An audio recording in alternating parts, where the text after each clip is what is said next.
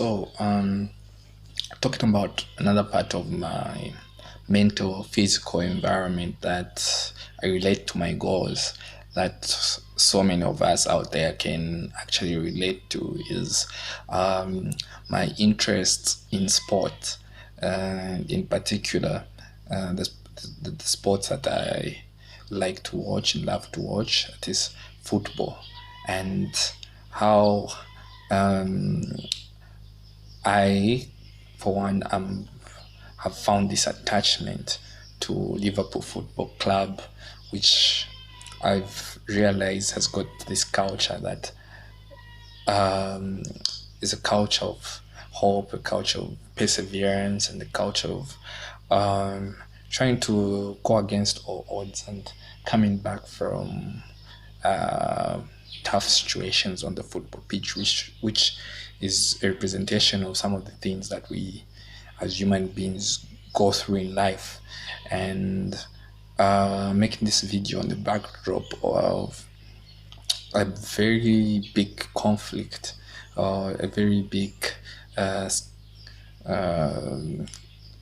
divergent uh, place in football where a larger number of people were against the formation of what is known as a Super League, which was formed by some of the biggest clubs in Europe, the Big Six of England, and so many other football clubs. And I relate to that conversation out there about that Super League in a way that I actually don't really understand why there seems to have been this juxtaposition of the wealthy or the rich versus the poor.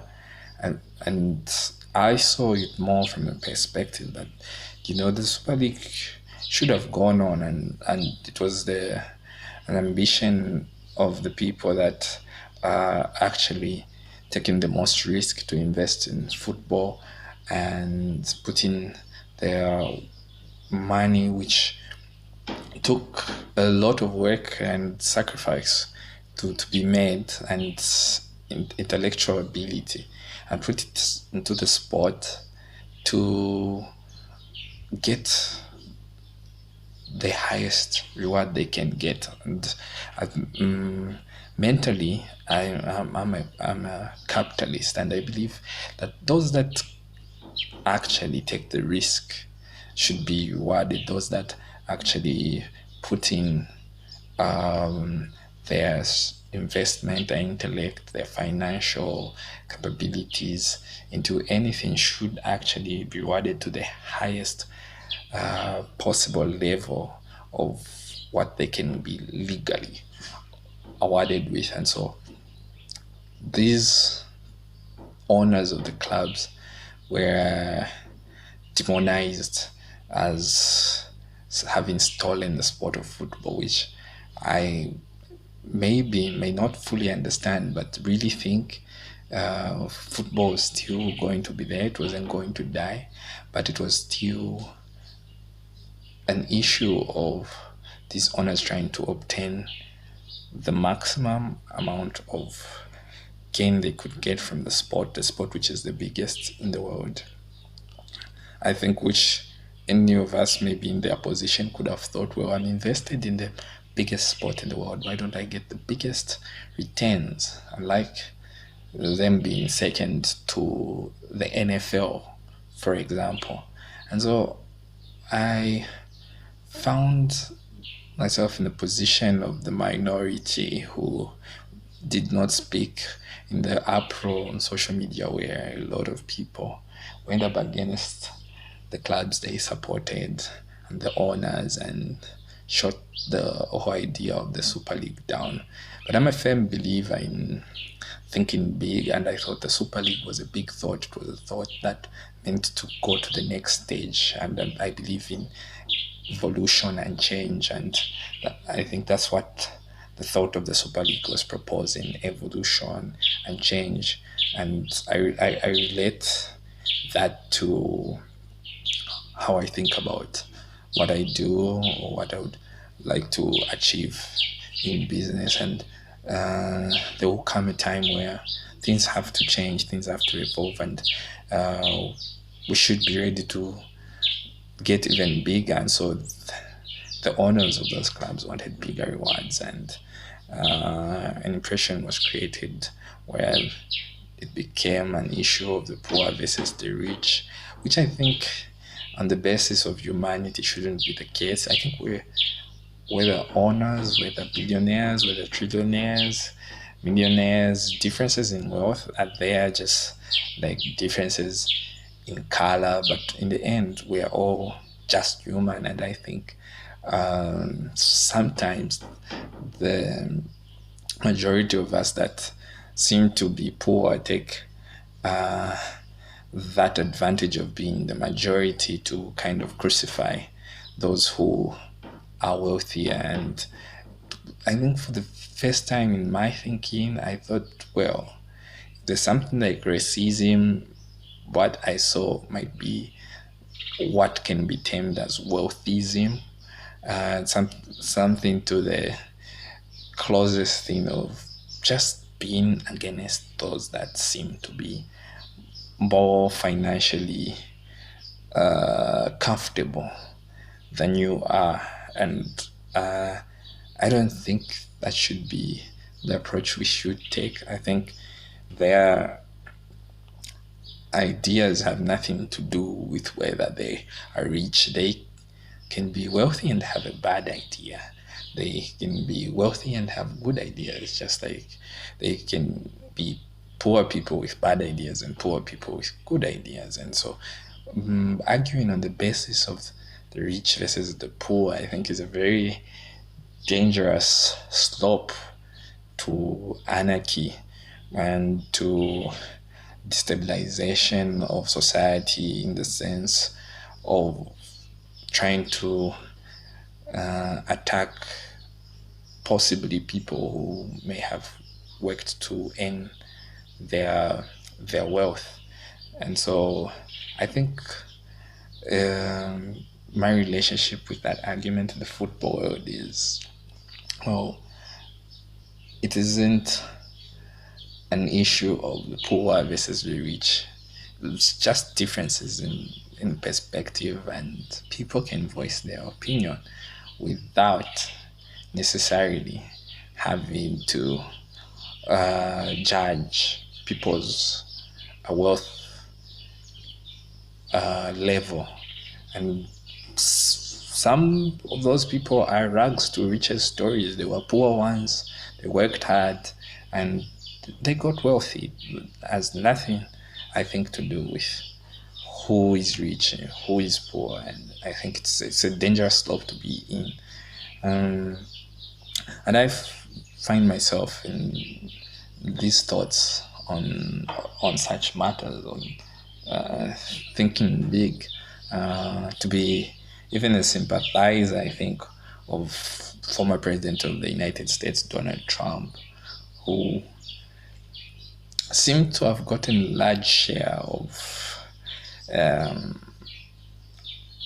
demonization as a result of his more, I think, unique type of thinking, or to some extent. But on the overall perspective, he struck me as a man who really just thought of things in a different way, and in a bigger way. And it was always unique, I think, his perspective on things and the angle he would take, I think, is something that can be learned from. And I'm not saying his ideas were all the best, but I think he stepped up some things to a level that I think would have benefited the American people and the world in general.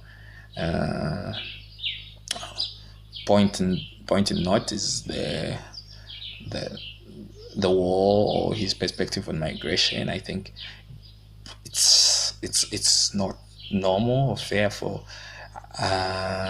those of us from the developing countries to flood countries that are in the developed world. I think we should fix our own households. Some of the problems that are occurring cannot be sorted out if we run away from the problems. We need to stay in our countries and fix the problems. And the America that Trump came up with, which built a wall, I think was symbolic of why people should fix problems that are within their domain. Could be your country, could be your household, could be your nation, could be your business.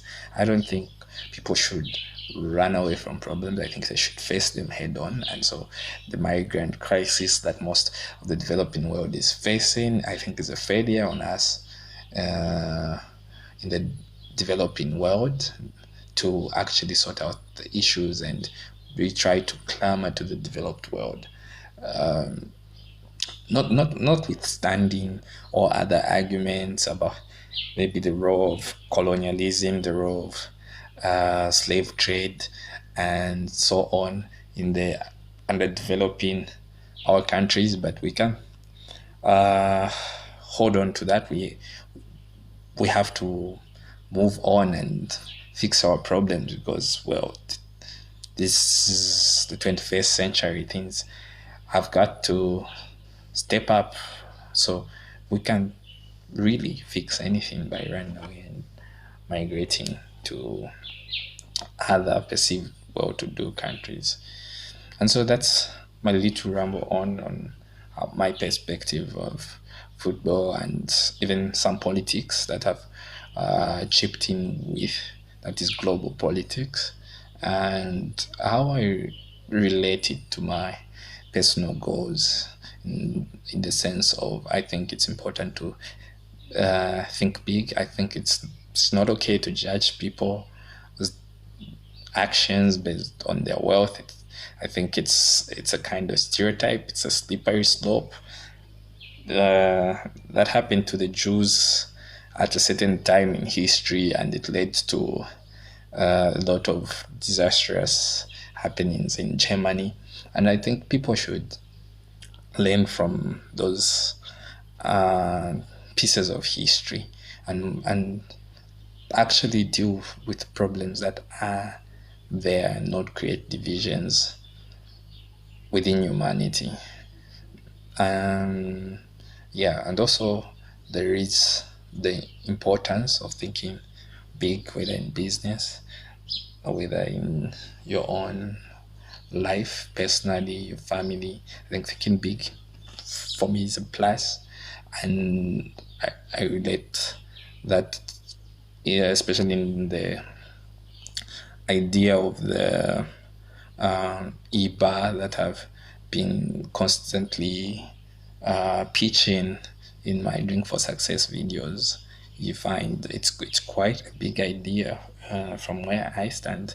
The e-bar is a very big idea, and it's an idea that individually I know with the facts that are there right now, I may not be able to do on my own, but it's out there and I put it there because I'm thinking big, and then it needs to be achieved regardless whether it's one man who thinks about it. And so on the other side, I'm thinking, well, it's also crucial that we think of ourselves as humans, as people who are ready to come to the next level and evolve and change, and that we should be the kind of people that can and are ready and willing to solve our own problems. We can't run away from our problems. We should fix our countries, fix our businesses, fix our families, fix ourselves, and take responsibility for who we are and whatever challenges we are facing and limitations. We should be ready to face those challenges and fix our areas of occupation, our domains, any place that is for us, and like running to places where people may seem to have fixed their problems, when in actual fact, there are problems everywhere. Wealthy, poor countries, everyone uh, has got a card that life has dealt them, which they have to play with, and so we can only do something with what you have. So I think it's a grateful thing to really appreciate what you have and work with it, and appreciate that it can be bigger and it can actually put you at a level higher than those you think are higher than you. In the long perspective of things, the important thing is to be patient and play the long game. Yeah, I think that's my overall thought on how I relate my goals to politics, how I relate my goals to certain world views and happenings, and how I relate my goals to the game which I love to watch, and my football club, Liverpool Football Club. Thank you for listening. If you enjoyed, subscribe, follow, and like I said, any of these videos can be a gem for somebody who, at some point, may eventually turn out to see me as being a success, and they could learn a lot from these videos. So I think I'm doing it for you as you watch, wherever you are, and I hope this brings value to you in the time that you're in, or in the situation that you find yourself in. Good day, and wish you all the best.